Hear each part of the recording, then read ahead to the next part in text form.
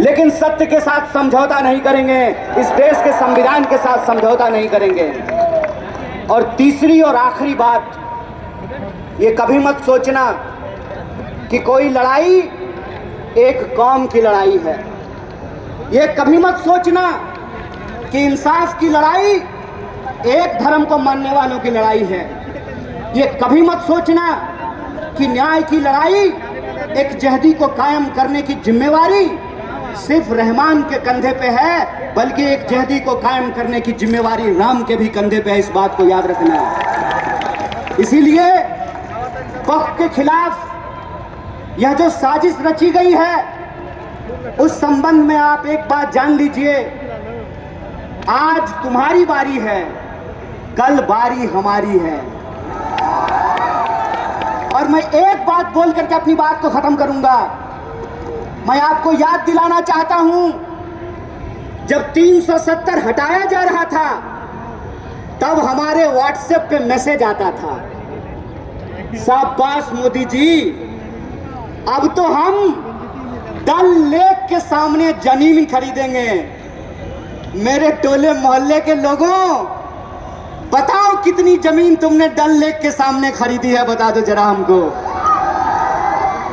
जब CA/NRC आया, तब फिर हमारे व्हाट्सएप ग्रुप पर मैसेज आया कि जो घुसपैठिए हैं उनको भगा करके उनका मकान और दुकान हमको दे दिया जाएगा।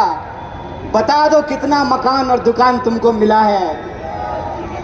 ये साजिश है, साजिश समझ लेना।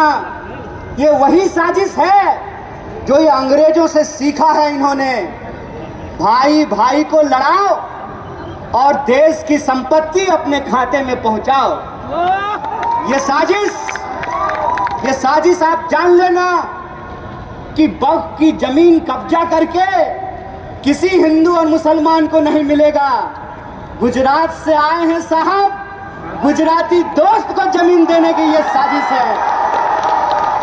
अगर किसी को लगता है कि ये जमीन कब्जा करके आपको मिलेगा, तो एक बात बता दीजिए, जब देश के आदिवासी अपने जल जंगल जमीन के लिए लड़ रहे हैं, तब देश की महामहिम आदिवासी हैं। जब दलितों के खिलाफ एक बड़ा साजिश रचा गया, SC/ST कानून को खत्म करने की साजिश की गई, तब देश के महामहिम एक दलित थे। और आज जब यह